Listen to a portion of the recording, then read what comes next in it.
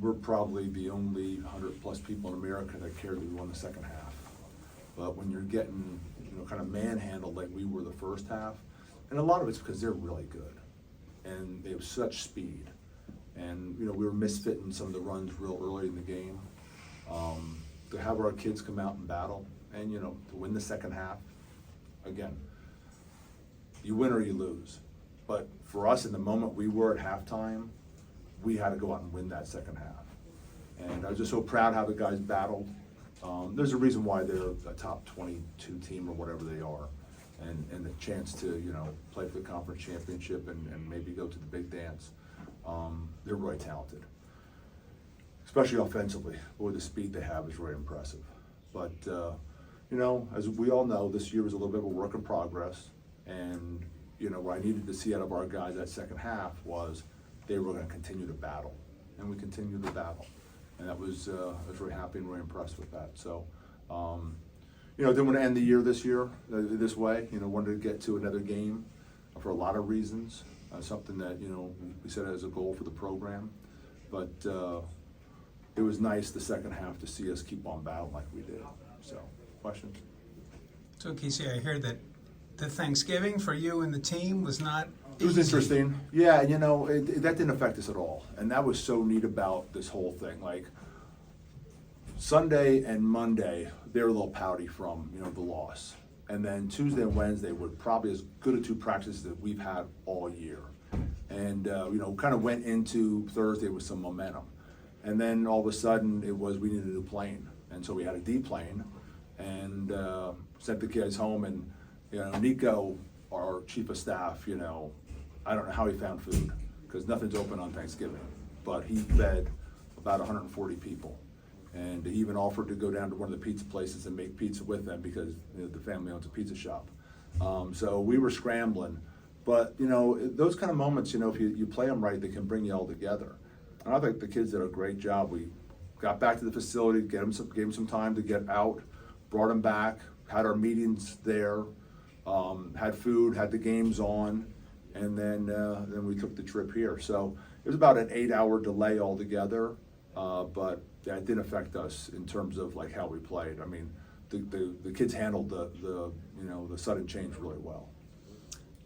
You mentioned their speed, and you talked about a couple weeks ago. We were talking about you really needing to upgrade the speed. There's no question. Yeah, I mean, that's one of the things where you look at the best teams in this league.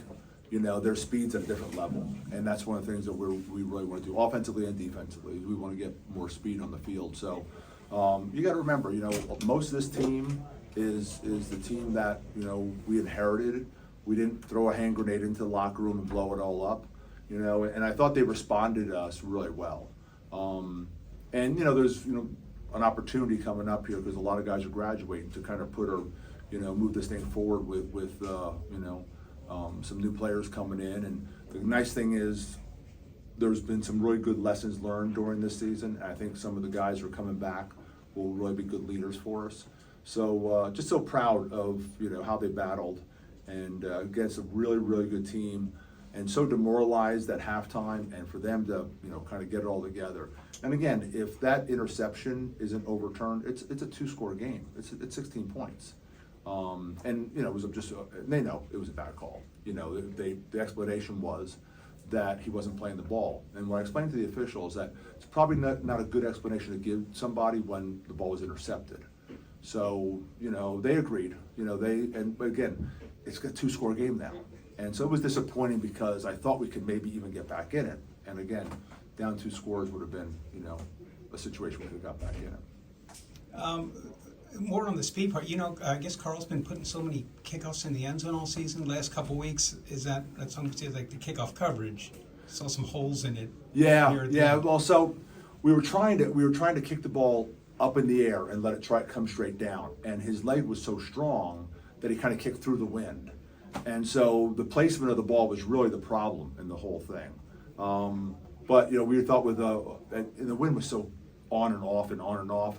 And what we were trying to do, which I've done before, was you hit that ball high and hard, and catches the wind, it comes straight down, and all of a sudden the ball's in the ground, and you can get the ball back. It's almost a way of doing an onside kick without putting the ball, but putting the ball deeper and having to get the ball in the 20-25. he kicked the ball too far. And so it ended up being a ball that they could return. And one of my former players, Simeon Evans, got it and took it up the sideline. So ball placement was really more the problem with that kick. And again, his leg is so strong that it's tough for him to kind of pull back on those things. You mentioned Adrian, the call against Adrian on the pick. The very first series of the game, and I don't know if you get any kind of look, they called, I think, Diego for being downfield on a... Yeah, I didn't get a look on that one. Yeah. But that's another example of, like, we couldn't make mistakes like that because, that was a first down, and again, I decided to take the ball, try to keep the ball out of their hands, and you see if we got to drive together, see if we get some points.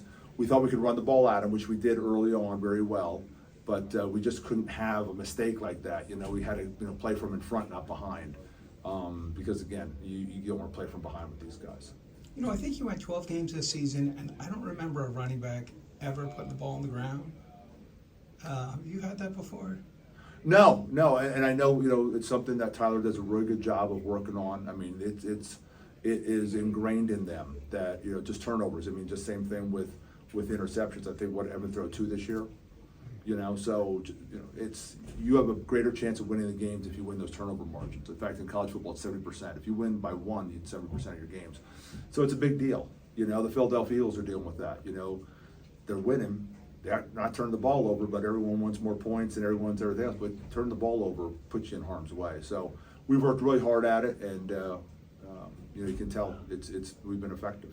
When you get to the, middle of the fourth quarter, is it a hard decision for you to figure out, do I just play Evan all the way to the end? Yeah, because Tyler came to me and said, hey, I'll make this Evan's last play of the game, and then last play of his career at Temple. And he let him call the play, like you call it, like what do you want? And I was fine with it because, again, it was at that point where, and we owe it. I mean, he's had such an amazing year, not even just like statistically, but just as a leader, for a new coach coming in and all the things that, entails, like, putting everything together. He just handled everything so well. And Giovanni was actually honorary captain because I had told the team, I said, here's a guy who, this was not the lot in life he wanted. I mean, he wanted to be the starter, and it didn't work that way. But he came to practice every day and worked hard and prepared, and he and Evan have such a great relationship. So it was easy for Evan to hand the torch off over to Giovanni to go finish the game out because, again, I think Evan knows that, Giovanni, deserved to get on the field there that last game. I saw you posed for a picture afterwards with Jay and all your former players. Yeah, I think there's like 16 of us all together. Those guys, some of those guys won a national championship with. Some of those guys we went, got an opportunity to, get bowl eligible at, 10-3 season. They're a really important part of my life. And, we kind of stayed away from each other. We haven't stayed in contact much during, the season because, we knew we'd eventually get here. But all told, I think, the whole defensive staff, including intern, was with me at Sam, and then there were 6 players that were with me also. So, and then obviously Shad and Clayton and myself and Duck were a part of that too. So there's 16 altogether. I recall after spring practice, I think it was you had it like days after you're meeting with everybody to talk about portal. Is that something now that happens? So we'll get together Monday. We'll meet with the seniors first, probably at 5 in the evening, because we were not Thanksgiving weekend. And so, like, if those guys want to get home, get home. And, nothing in the morning, get back for class. But so try to give them the morning off. And then, 5 o'clock, I think we have a team meeting. Do the seniors first. Just make sure we're taking care of them. Make sure they're, everything they need for graduation. And, if they know they can always come to us for recommendations for jobs and those kind of things. And then after that, it will be, talking to the team. And it's going to be, the world we live in now, you have individual meetings, one-on-one meetings. And so they'll get evaled by their position coach, and they'll come in, sit with Clayton and I, and we'll talk a little bit about what the future is. It's such an interesting time because no one's ever worked through this interesting portal time frame we're dealing with. And so you have to have those conversations with them about what's going on in their particular situation. So we'll start with players on Monday night, and then pretty much Tuesday, Wednesday, Thursday, we'll do the whole team eventually. Okay, so it's not something you sort of got to know by Wednesday. What does Wednesday look like with signing day? No. The high school kids is a whole different, animal. So those kids are already committed. We already figured those guys into the count. It's just, guys, some guys will want other opportunities in terms of trying to get on the field. And I'm sure there's been some people trying to tamper with our players, trying to, they all do now. It's just amazing the networking behind the scenes because they all have agents. And when they have agents, the agents are talking to other teams. And so it's a little frustrating because this is not the world, I think we designed, but it's the world we live in. And so you have to navigate it. You can't complain about it, you just have to navigate it. So we'll navigate it. And just as you look, even beyond roster, when you're looking to what do you want to add here in year two? What needs to be I think addressed? the big key for me right now is just take that post-mortem.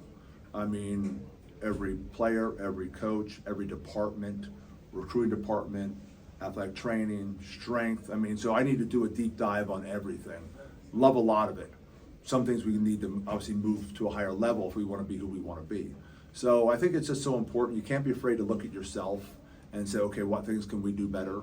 And what do we have to add or what do we have to subtract? So it's going to be, that's what December is going to be a lot of a deep dive into what we did and how we can do it better.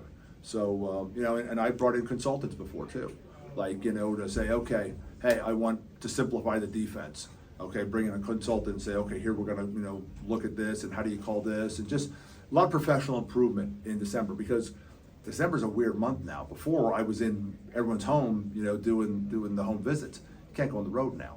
Can't bring kids on campus now. So it's a strange time. We're trying to all figure out how this is all going to work.